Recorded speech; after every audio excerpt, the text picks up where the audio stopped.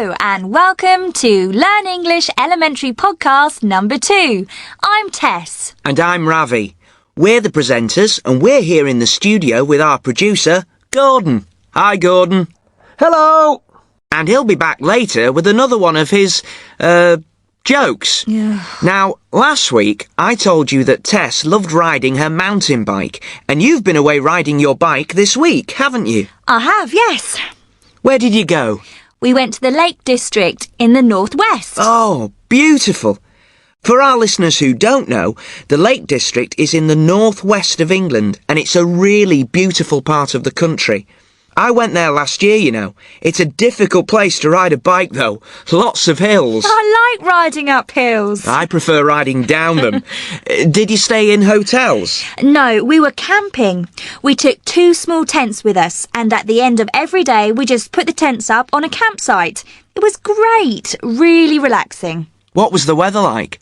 Camping's great when the weather's okay, but when it's raining, it's horrible. Yeah, we were really lucky. It was really sunny. Well, it rained one day, but that was okay. Sounds great. I need a holiday. But, well, I think I prefer to spend my holidays on the beach. It sounds like a lot of hard work, Tess. I love it. I'm going again next year. I can't wait. But it's time to move on to the rest of the show. I know we've got lots of interesting people to hear from. So, let's start with our I'd Like to Meet section. In this part of the show, we ask people a simple question. Which famous person, dead or alive, would you like to meet? And of course, we ask them to explain why. Our guest today on I'd Like to Meet is Yasmin from Cardiff. Hello, Yasmin, and welcome to the show. Hello, it's nice to be here. Hello, Yasmin. Can you tell us something about yourself? Well, my name's Yasmin. I'm 18 years old. I live in Cardiff, that's in Wales, and I'm training to be a beauty therapist. A beauty therapist. That's a good job. Now I'm going to ask the question. So, Yasmin, which famous person, dead or alive, would you like to meet? Oh, I'd like to meet Shakira. Shakira? This'll be interesting. Can you tell us something about her? Sure. She's a singer and a dancer too. She's from Colombia and she sings in Spanish and English. And why did you choose Shakira to talk about today? For quite a lot of reasons. First, I think she's a fantastic singer. I just fell in love with her voice the first time I heard her sing. It's so different. And then she writes her own songs. She wrote her first song when she was only 8, I think. I love singing and I write my own songs too, so I understand how difficult it is. And I'd love to sit down with her and write a song together. I'm sure she could teach me a lot. Can you play any musical instruments? The guitar and the piano. In the beginning, she wrote songs and sang in Spanish, and she was very famous in Latin America. But she didn't speak English, so she had to learn it. And I think she learnt it really well. I admire her because she didn't just translate her old songs from Spanish to English. She wrote new ones in English. It isn't easy to write songs in a foreign language, but her words are great, I think. She still sings in Spanish too. She records 2 versions of her songs, one in English and one in Spanish. Another reason I like her is because she's a mixture of different cultures, and that makes her music interesting. Her mother is from Colombia, but her father is Lebanese, so there's a lot of Arabic influence in her music. And not only Arabic, there's Indian, Brazilian, Iranian. She's interested in all sorts of music. And I think she's a nice person too. Her videos are very, well, you know, sexy, but I don't think she's really like that. She's got 4 dogs and she likes working in her garden. And she doesn't drink alcohol and she doesn't smoke. Thanks, Yasmin. One more question. What would you like to talk to Shakira about if you could meet her? Oh, lots of things. Like I said before, I'd like to ask her about how she writes her songs. And I'd like her to teach me how to dance. She's an incredible dancer. She certainly is. Thanks, Yasmin. That was great. I think I'd really like to meet Shakira too. I'm sure you would, Ravi. Have you ever met anyone famous? No, I don't think so. Only you, Tess. Oh. Right, listeners. Remember that we'd like to hear from you. Which famous person, dead or alive, would you like to meet, and why? Email us at learnenglishpodcast@britishcouncil.org. That's learnenglishpodcast, all one word, @britishcouncil, all one word, .org. That's ORG. Let us know which famous person you would like to meet, and you could appear on the programme. OK, now it's quiz time. This week, we're going to play Hot Seat, and here to play are Ben and Poppy. Hi. Hello. You're brother and sister, aren't you?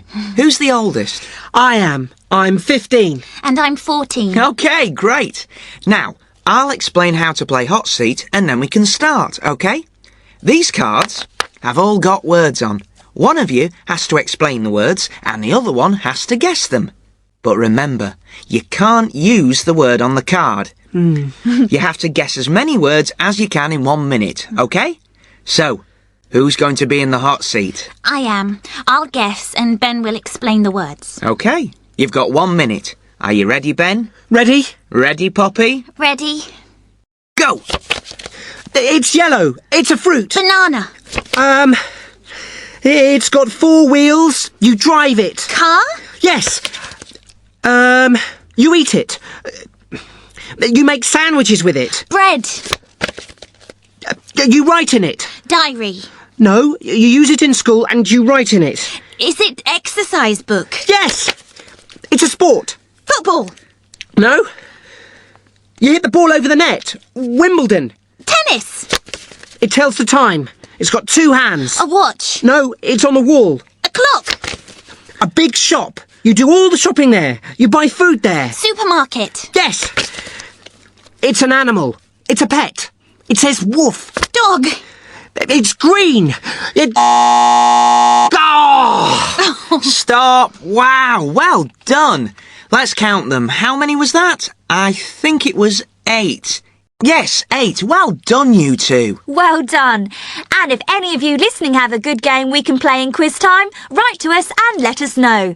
The address is learnenglishpodcast@britishcouncil.org. We'd love to hear your ideas for games we can play. OK, now it's time for Our Person In. This is the part of the show where we hear from people in different countries around the world. This week, we're going to listen to Rachel Glover. Rachel is our woman in Argentina.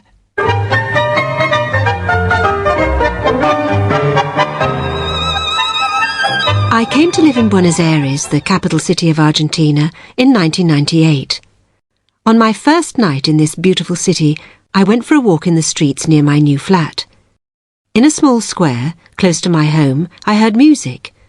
I went to have a look, and for the first time, I saw people dancing the tango. The tango is a dance that Argentina gave to the world, but no one knows exactly when or where people first danced the tango, or even where the word tango comes from. At the start of the 20th century, the population of Buenos Aires got much bigger, as people arrived from all over the world to start a new life in South America. More than 1 million people came from Africa and from Europe, Spain, Italy, France, Russia, Poland. The tango began around this time. For me, the dance shows both the sadness of these people who had said goodbye to their homes and also the hope of a new start in Argentina. An Argentinian friend told me that you have to learn the tango if you want to understand Argentina. I decided to learn this beautiful dance. I went to a tango school in the centre of Buenos Aires and joined a class. I was very surprised to find that my teacher was not Argentinian, but Scottish. Her name was Claire Flanagan. She came to Buenos Aires 15 years ago because of her love for tango. I fell in love with the tango, and now I've fallen in love with Buenos Aires, she says.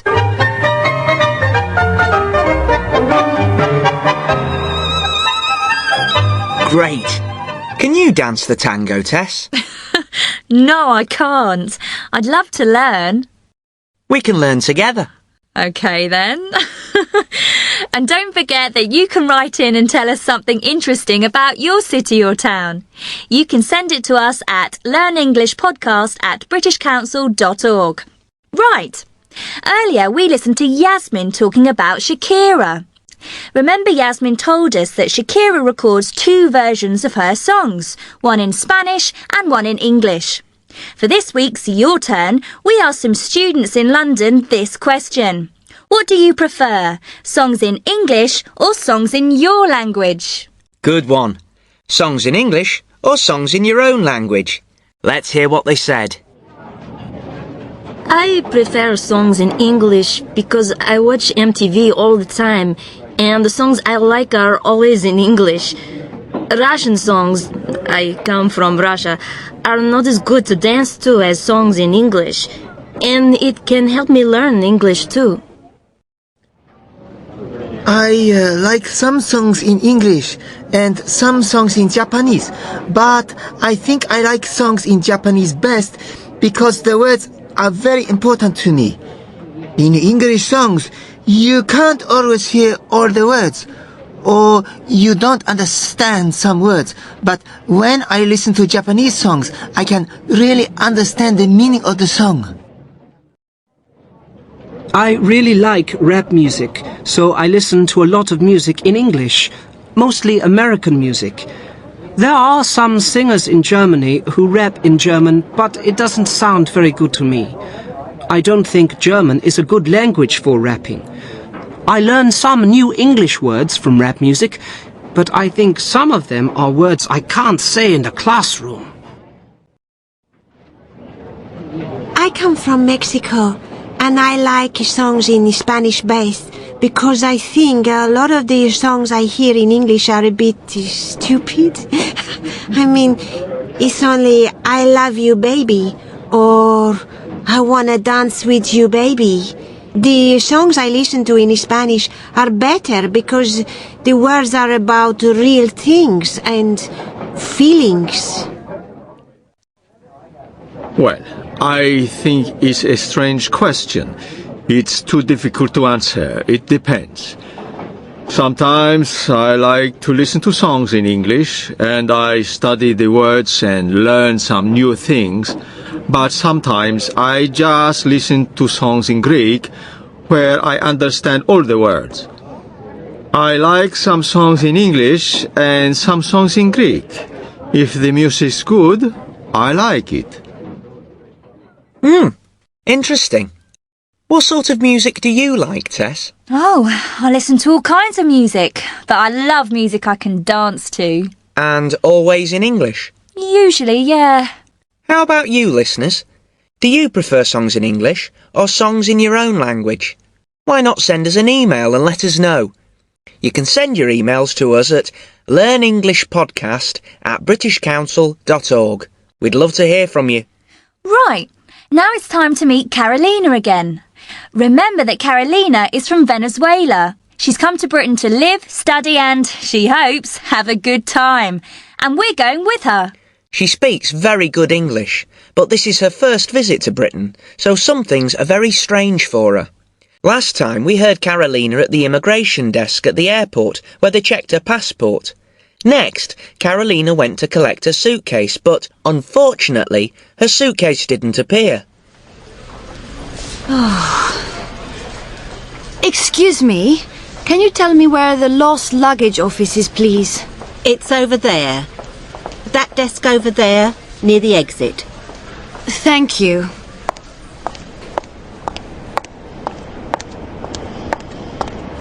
Hello. My bag hasn't arrived. What do I have to do? Okay, where have you arrived from? From Venezuela, Caracas. And you're sure that your bag isn't on the carousel? I'm sure. I've waited for an hour. All the other people on my flight have gone. There are no more bags coming out. Okay, we'll need to fill in a report. Can I have your name, please? It's Karolina. And my surname is Lopez. Okay, now we need a description of the bag. Can you tell me what it looks like? It's a black suitcase, quite big. Look at these pictures. Which one looks most like your suitcase? This one, I think. The biggest one? Yes, I think so. And is it all black? The handle as well? Yes, everything. A black suitcase and a black handle. Okay. Anything else? Yes, there was a label on it with my name. And there's a little white star on the top next to the handle, so I can see that it's mine. Little white star. Okay, anything else? No, I think that's everything. Okay, don't worry, I'm sure we'll find it. Can you wait a few minutes while I make some calls? Okay, thank you. Oh, poor Karolina. I hope they found her bag. Me too. We'll hear more next time, but that's almost everything for today before we listen to Tom, our English teacher. Just time for one more thing. Gordon! Yes, here I am. OK then, Gordon. Let's hear your joke for today. OK, it's a camping joke. Tess, you'll love it. Come on then. Well, Sherlock Holmes and Dr. Watson are on a camping trip in the countryside.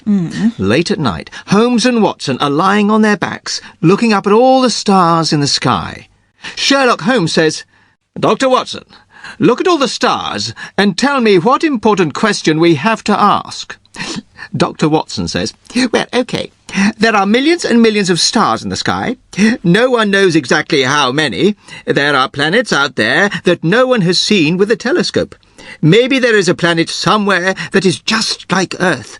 I think the question we have to ask is there life in another part of our universe?" And Sherlock Holmes says, "Watson, you idiot! The question we have to ask is, where is our tent?" That's quite good, actually, Gordon. Not bad. Well, that really is all we've got time for. We have to go now, but don't go away. After this little break, you're going to hear Tom, our studio English teacher. After every podcast, Tom talks about the language you heard and gives you ideas to help you learn. So, don't go away. But we'll say goodbye now. See you next time. Bye. Don't forget to send us your emails. Here's that address one more time. It's learnenglishpodcast@britishcouncil.org. You are listening to a Learn English elementary recording from the British Council. Hello again, I'm Tom. At the end of every programme, I'll talk about some of the language you heard in the programmes and talk about ways to help you learn English. Let's start by looking at something Karolina said. Listen to how she asked for directions.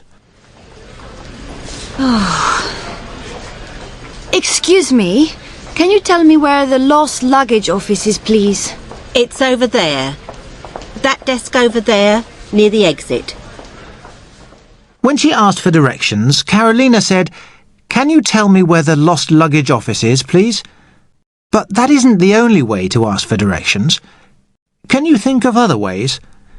Karolina could also say, "Can you tell me the way to the lost luggage office, please?" Or, "Can you tell me how to get to the lost luggage office, please?" There are different ways to ask for directions. You might know some other ways. One thing, though, that's very important is that Karolina asked politely. Excuse me, can you tell me where the lost luggage office is, please? Karolina said, "Excuse me," and "please" when she asked. In Britain, we say please and thank you a lot. We're very polite. Some people might not be very happy if you forget to say please and thank you, so try to remember it. Now, Karolina used "can you tell me" to ask for directions, but we heard "can" in other parts of the programme too. Listen. Great. Can you dance the tango, Tess? No, I can't. I'd love to learn. And Tess asked Yasmin, Can you play any musical instruments? Ravi said, "Can you dance the tango?" And Tess asked, "Can you play any musical instruments?" In these questions, can is used to talk about ability. I can swim. I can play the piano. When Karolina asked for directions, can you tell me? Can is used as a request, when you ask someone to do something. We use can to talk about ability, and we also use it to make a request. Let's listen again to how Ravi introduced the hot seat game. OK, great. Now, I'll explain how to play hot seat and then we can start, OK? These cards have all got words on. One of you has to explain the words and the other one has to guess them. Ravi had a pile of cards, and each card had a word on it.